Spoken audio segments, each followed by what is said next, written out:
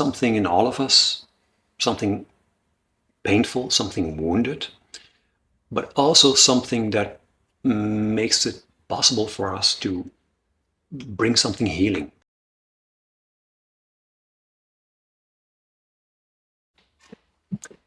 Hello, welcome to our video. My name is Vincent Botella. I'm an astrologer. I've been a professional astrologer for over 20 years now.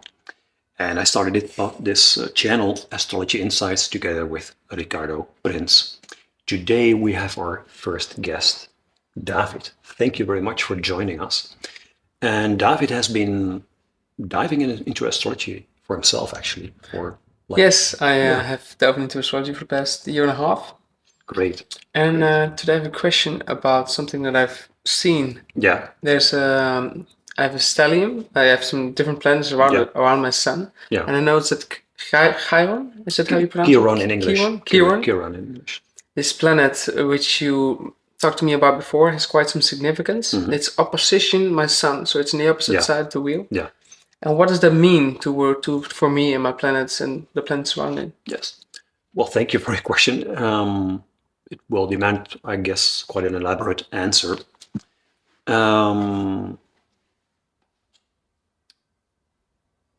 Well, let me say in the first place, in your natal chart, you have a grouping of planets. One of them is the sun, but there are actually quite some other planets there in the 5th house in Libra. Other planets around the sun are Nessus, which is sort of kind of family of Chiron, Mercury, Mars a little bit further away, and also a point not many astrologers work with this point. It's a so-called bending, a bending of the moon, a northern bending of the moon. So Chiron is making now a conjunction with the southern bending of the moon, which is in your 11th house, and a opposition with the northern bending of the moon. They also demand some explanation, I understand. I'll see where I get, because there are many things to explain. Chiron is now, and we're now in June 2023, somewhere halfway Aries. And you have this whole group of planets somewhere halfway Libra. So Chiron is opposition to all these planets, this grouping of planets.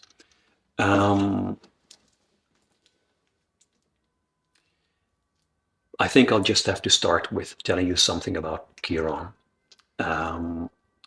Chiron is actually a quite recently discovered heavenly body. It was not there in classical astrology. Chiron was discovered in 1977, so that's quite recent. But it acquired actually quite soon an astrological meaning. And the more or less established astrological meaning of Chiron is that of the wounded healer.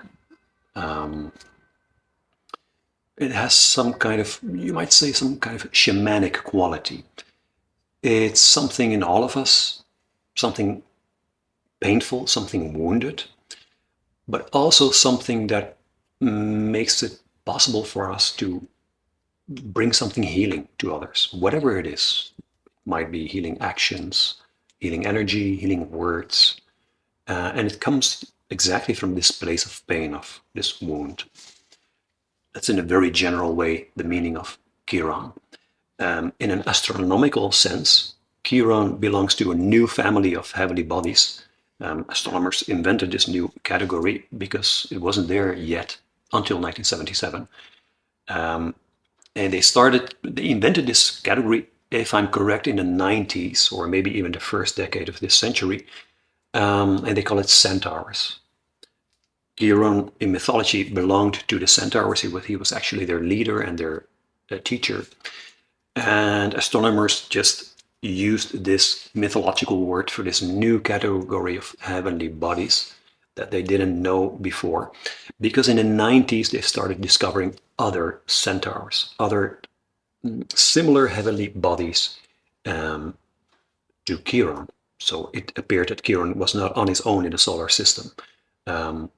Two very important ones, at least for me, not everybody works with them, of these centaurs are Pholus and Nessus.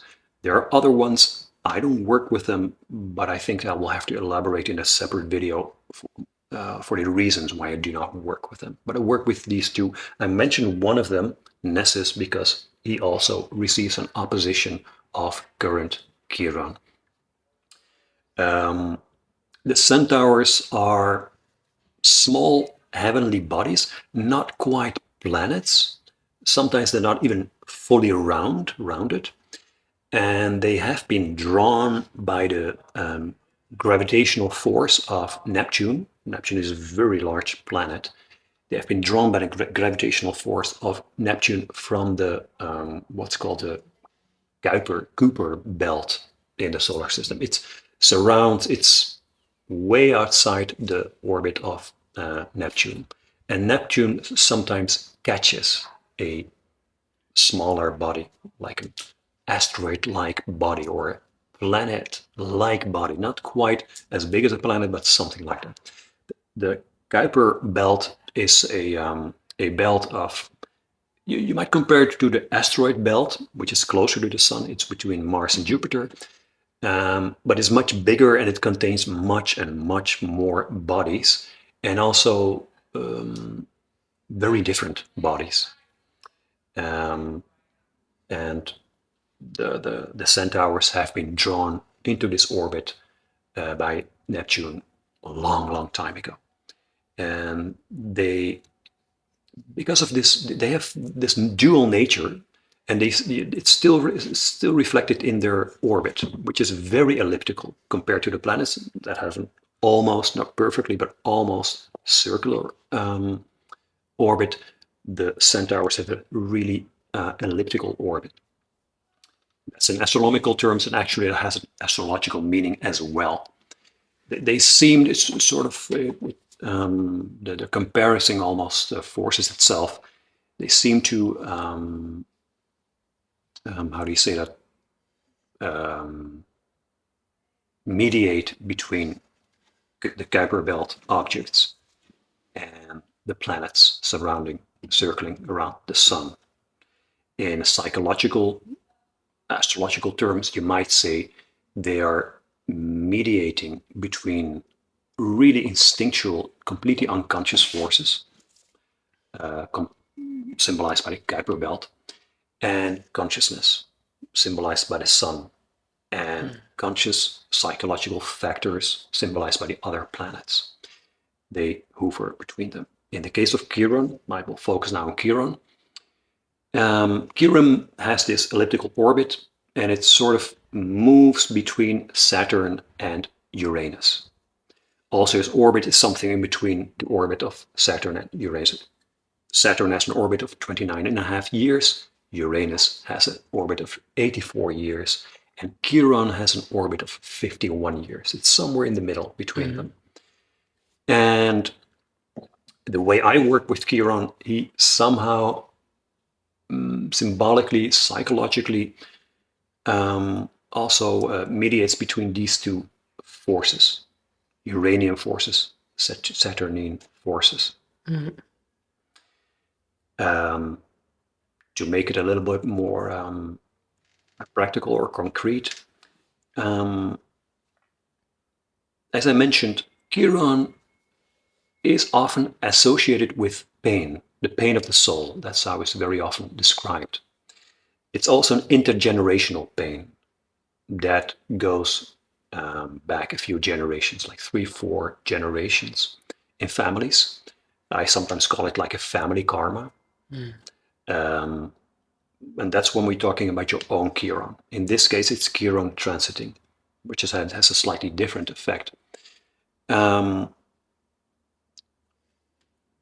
the mythological figure of Chiron was a creature with the body of a horse and the trunk and the head of a man, Chiron. Very often this is interpreted as like a human part and an animal part, a conscious part and an instinct part.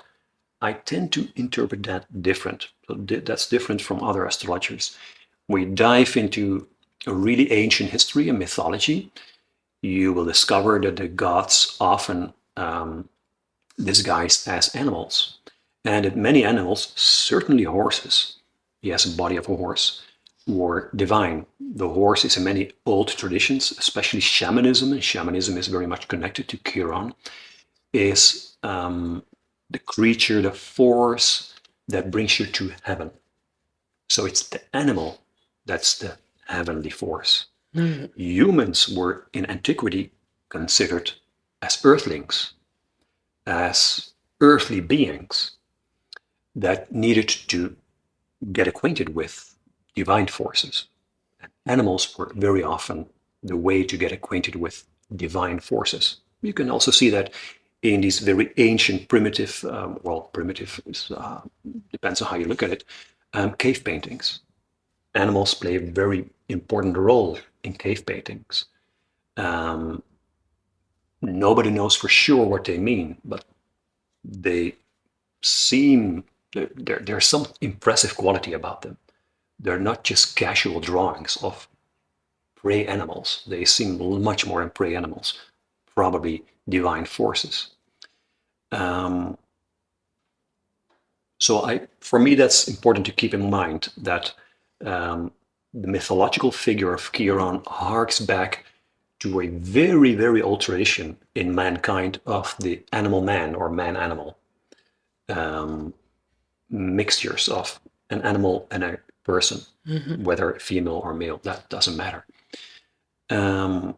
Which is a symbol of divine and human coming together, and human being earth from the earth, not heaven or something. That's a very much later connotation in our culture. We tended to make ourselves ever more important and associate ourselves as humans with the divine, but it's actually the other way around. And Chiron symbolizes a split between the divine and the human, between heaven and earth. And in my personal view of Chiron, he symbolizes the way to overcome this split is by becoming conscious of that which is divine in you. And that's the animal part. It's not some highbrow spiritual part. It's a divine animal in this ancient and wise sense. Now, in a much more practical psychological manner of speaking, Chiron can just signify alienation. When your ideas are here and your life is there, when there's something out of sync, that's a Chiron problem. It's this seizure between one part and the other part, like a mythological animal, the human part and the animal part. And that causes painful coincidences and painful blunders because you're sort of blind. One part of you is blind for the other part. And I think that that's also what tends to happen when transiting Chiron is touching something in your chart. Painful coincidences, painful blunders, like you didn't see something coming or you did something. If you had been thinking a little more, you might have realized that was not a good idea. Things like that. Confronting you with something you have not been acknowledging fully in yourself.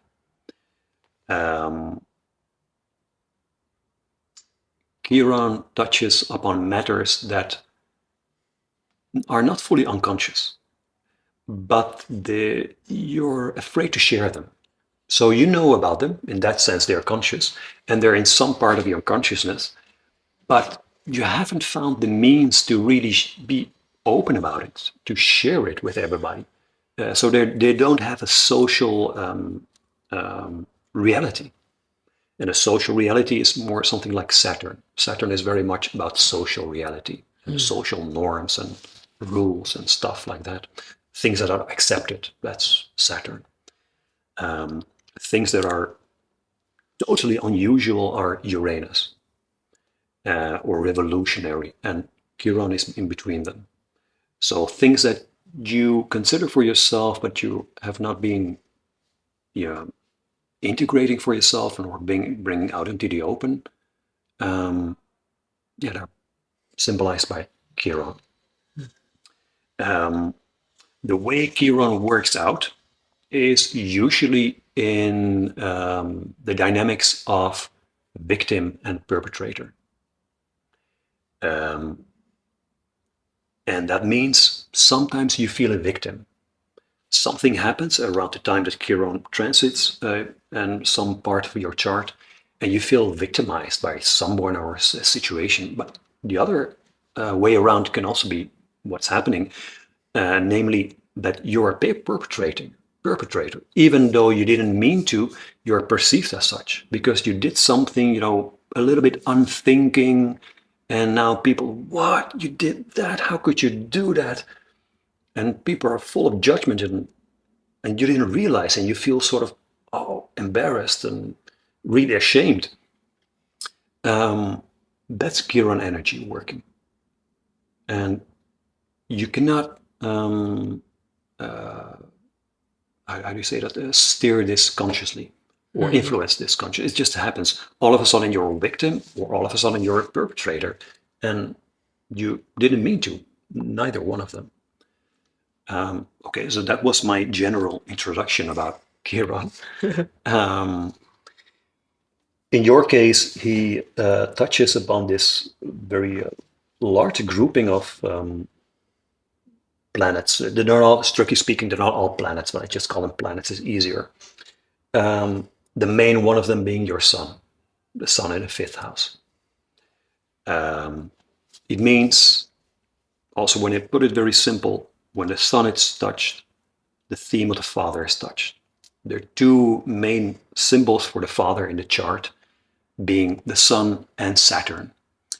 Saturn is that part of father energy, archetypical father energy that we all have inside, which is about structure, structuring your life, finding a purpose, finding a direction, being in charge of your life. That's Saturn, the Saturn part of the father archetype.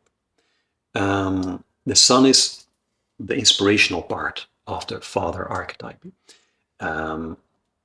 The father as the one that inspires you to go ahead in life, to show yourself, to shine. So if in some way the natal sun is weakened, and there are several technical ways that a sun, an astrological sun, can be weakened, you can see as an astrologer, okay, maybe there wasn't a father, or there was physically, there was a father present in the family where you grew up, but he couldn't give you this. He couldn't wake up the father archetype, the solar part of the archetype in you. So you're basically insecure. Being very secure of yourself means that you have, in astrological terms, a strong sun. If you have a weak sun, it means you're insecure. You just miss this encouragement. And the same goes for a weak or a strong Saturn. If you have a strong Saturn, you have no problems with structure, with discipline. It comes natural. It's not an obsession. It doesn't feel wrong. It's part of your natural rhythm. And if you have a weak Saturn, then you're struggling with discipline and structure and rules, and you're either going against them, or you just lack them, and everything is just, one blur in your life. That's a weak Saturn. In your case, it is the sun that's being touched, you might say, by Chiron in this opposition. I mentioned it before. You have this little known point in astrology, this bending, this northern bending in conjunction with your sun. The bendings, if I say it really short, they're points in the orbit of the moon. And it's not just the orbit around the Earth from a geocentrical point of view, but maybe not everybody knows this, but the moon, if you look at the sky and the sun is moving there, the sun is moving in a really straight line along the sky.